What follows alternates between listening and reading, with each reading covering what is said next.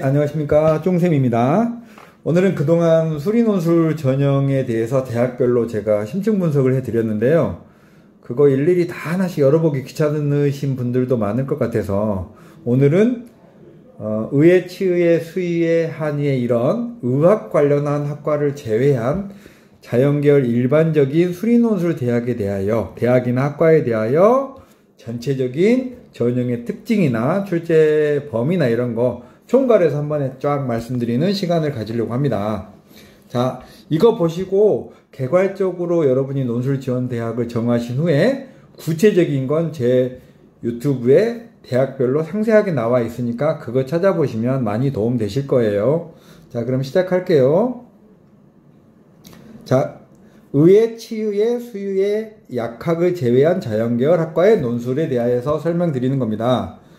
자, 전형 비율은 논술과 학생부의 반영 비율인데 대부분 학생부는 교과, 즉 내신 성적을 뜻합니다. 내신을 뜻한다.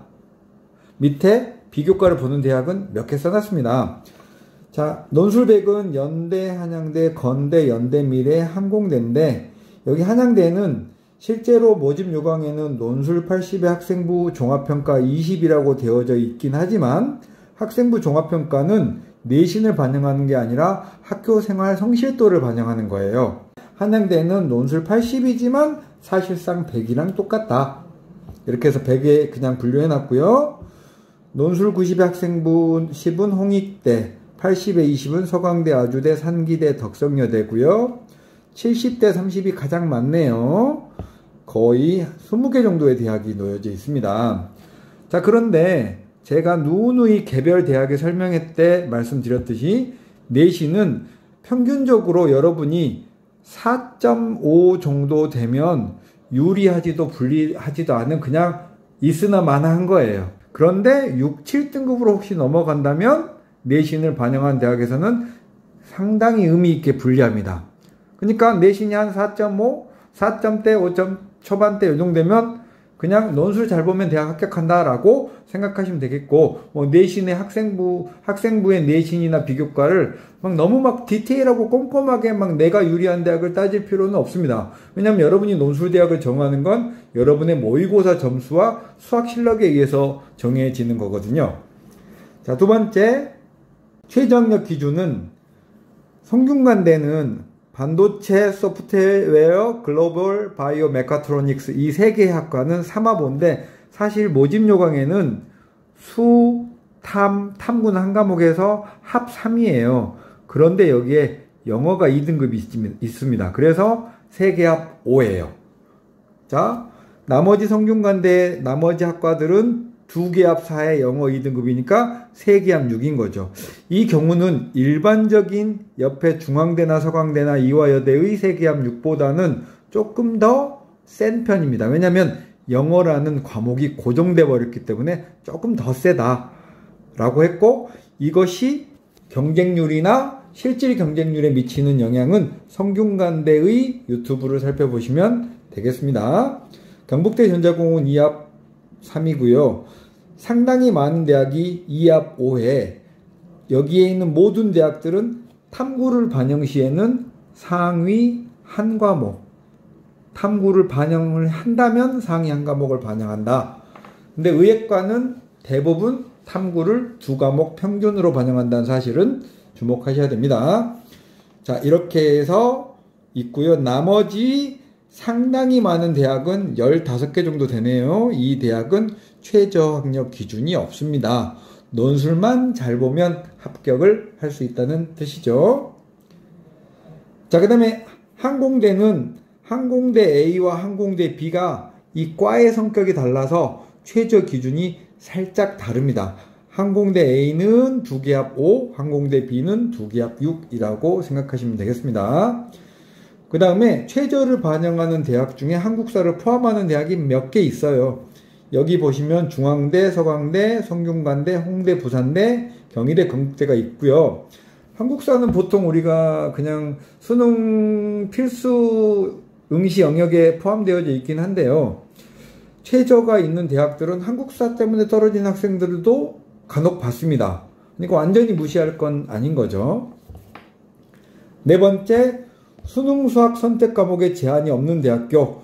그러니까 여러분이 최저학력 기준을 충족할 때 수학에 무엇을 보든지 상관없는 학교다. 일단 당연히도 최저학력 기준이 없는 모든 대학교는 수능 수학을 뭘 보든지 상관없다. 동국대, 연대미래, 자연계열 일반학과, 가톨릭대학교 간호학과, 항공대 A그룹. 이건 제가 정한 기준이에요. 고대세종, 가천대, 덕성여대, 성신여대, 서울여대. 수능 선택 과목에 제한이 없는 학교들 중에 수능 출제 범위에 수원수투로 제한된 학교, 수원수투만 보는 학교들이 꽤 많습니다.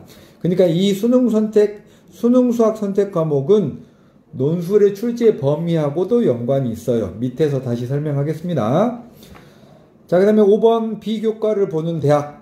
논술하고 학생부 중에 학생부에서 대부분은 교과, 내신을 반영합니다. 내신만 반영해요. 그런데 비교과는 출결하고 출결 또는 봉사활동, 출결만 보거나 출결과 봉사활동을 다 보거나, 이건 대학교에 따라 좀 다른데, 예를 들면 하나만 설명드리자면 서강대는 교과 10에 비교과가 출결과 봉사가 들어가요. 보통 출석은 3일 이내 결석 뭐 이러면 만점이죠.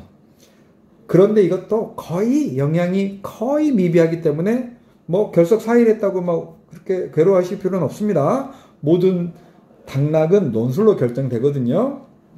경희대, 중앙대, 서강대, 동국대 4개 학교는 비교과를 본다. 나머지 대학교는 교과만 본다.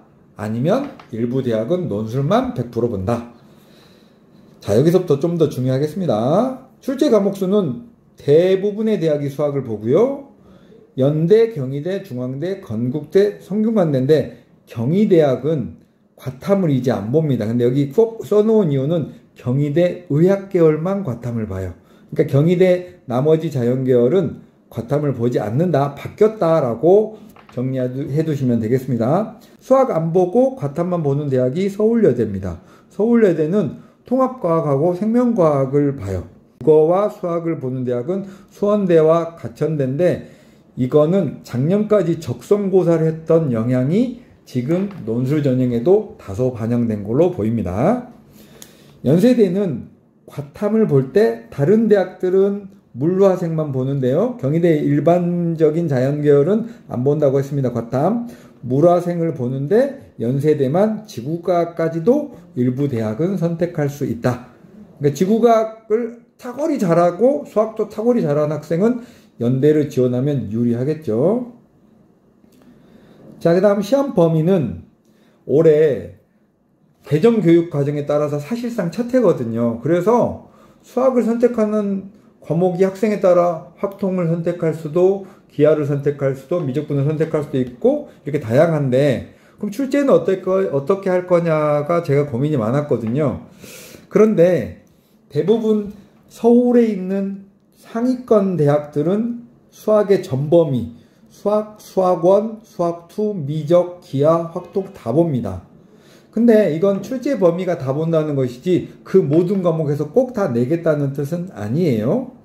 어쨌든 대부분의 서울의 상위권 대학들은 전 범위를 다 보는데, 특별하게도 미적만 보거나 미적 확통만 보거나 미적 기하만 보는 대학들도 있어요. 중앙대, 부산대는 확통을 보지 않죠. 그래서 논술을 지원하고 싶은데 만약에 미적을 하지 않거나 이런 학생들은 이 위에 수학, 수학원, 수학2 이런 시험 범위가 수학, 수학원, 수학2 이런 대학들을 타겟으로 공부하시면 되겠고, 미적도 어느 정도 하고 고등학교 때 진로 선택 과목도 상당히 잘했던 학생들은 전범위를 보는 이런 대학들을 노리시면 될 것 같습니다. 자, 다시 정리하면 대학마다 출제 범위가 다르지만 전범위라고 해서 수학원, 수학2, 미적 기하를 전부 다 내겠다는 뜻은 아니다라는 거예요. 자, 그 다음에는 시험 시간도 여러분 논술 준비하는데 상당한 영향이 있을 것 같아서 시험 시간도 이렇게 정리를 해봤는데요. 연대는 무려 150분이네요. 2시간 반 시험을 봅니다. 네. 자, 모의 논술을 보면서 그 시간 동안 효율적으로 시간을 보내는 연습도 여러분이 더불어 해야 될 것 같습니다. 자, 마지막에 시험 난도인데 이건 누가 정한 게 아니고요. 제가 오랫동안 강의하면서 제가 보는 학생들의 체감 난도를 정리해 놓은 거예요. 그러니까 올해 시험이 꼭 이렇게 될 거라고는 뭐 장담할 수는 없습니다만 대체로 이런 경향을 갖는다. 최상위는 연세대, 한양대, 그 다음에 서강대, 경희대, 중앙대, 시립대는 상. 중상은 성균관대는 최근 들어서 더 네임밸류가 올라가고 있는 대학이죠. 성균관대는 네임밸류에 비해서는 논술이 좀 쉽습니다. 그런데 논술이 쉽다는 건 컷이 낮다는 뜻이 아니라 더 답안을 완벽하게 써야지 합격할 수 있다는 뜻이죠. 그리고 이번에 올해 약수령이라고 제가 메모해 놓은 대학들은 대거 적성고사에서 논술로 전형을 바꾼 대학들이 수능형 주관식 문제라고 생각하시면 되겠습니다.